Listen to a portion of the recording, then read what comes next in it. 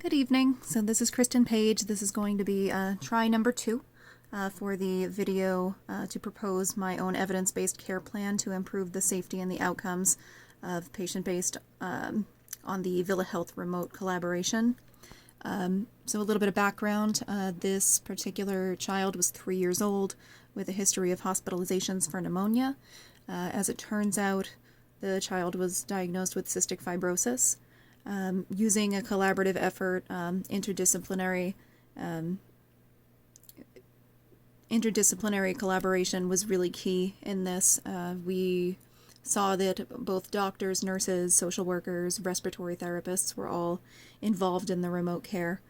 So I'm going to propose my own evidence-based care plan based on the Johns Hopkins model because I think it's a safe and easy way to discern evidence and to translate it to the population in question.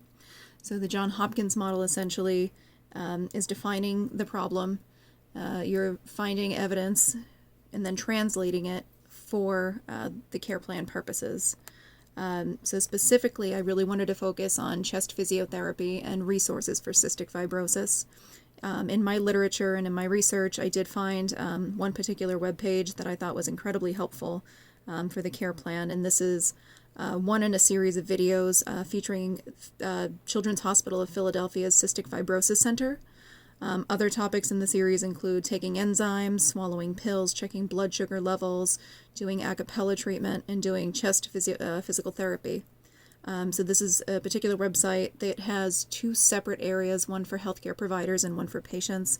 I found that this made the evidence very credible in my opinion, and I think that it would be the most relevant to creating the care plan because it has not only symptoms and etiology of cystic fibrosis, but it has peer-reviewed data as to how to treat and how to come up with care plans and how to support the families with cystic fibrosis.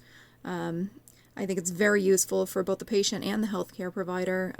The healthcare provider can access these detailed interventions presented on the site and include them in the care plan, and I also believe that the parents could really greatly utilize this tool.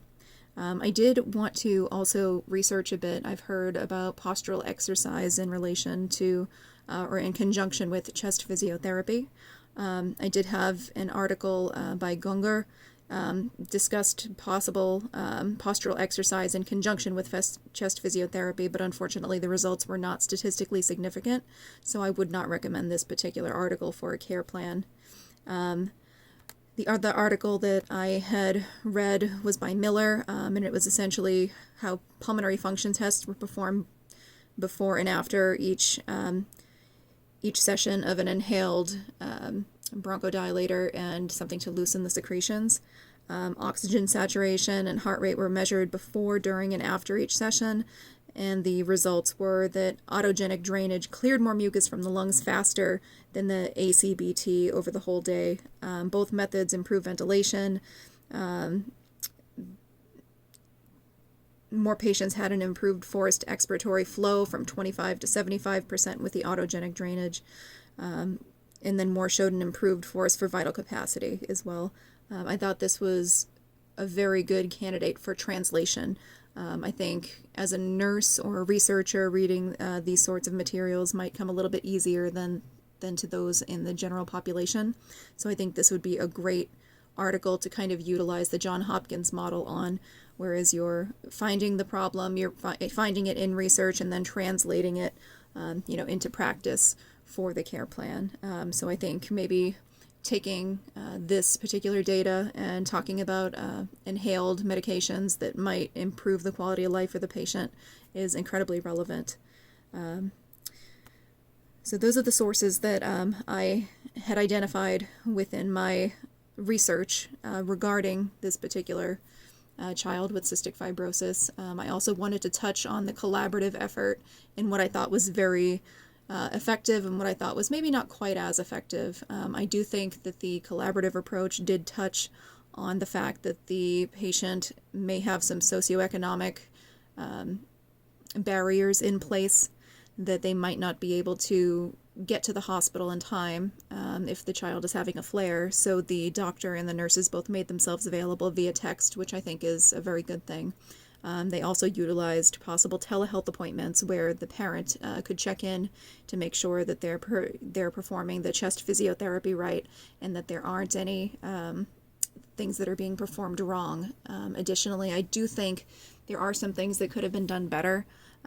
Personally, when creating a care plan such as this for such a complex illness as cystic fibrosis, I think there needs to be a diet plan in place. I would utilize evidence-based data for, a high protein diet in addition to a high calorie diet, and just making sure that chest physiotherapy is being done on a regular basis to make sure that the secretions are loosened and able to be expectorated.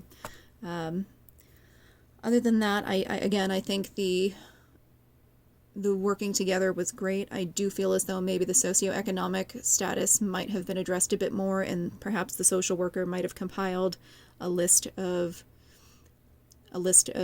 resources that might help on the financial aspect of things, including possibly reaching good internet status with adequate broadband coverage, and then having a device that is Wi-Fi enabled that they can use for those telehealth appointments.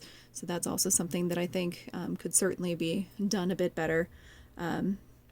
Besides that, I think that questions were answered appropriately for my particular care plan. Just to reiterate, I would recommend the two websites within my reference page, because they just are such a great resource for the patients and the healthcare providers to come up with quality evidence-based data, and to utilize the Johns Hopkins model to maybe get some scientific data that can be adequately translated for someone of a slightly lower education level, because being mindful of the education level of the patient that you're trying to teach is absolutely integral. Like you cannot overlook that. That is something, if you're teaching someone and they don't understand, then the teaching is for naught. So I think that pretty much covers it. I think I did talk a bit more in this video about the Johns Hopkins model and how I would particularly apply it to each of my research articles, and how I would incorporate that into the care plan. And yes, I think that's all I really have to say.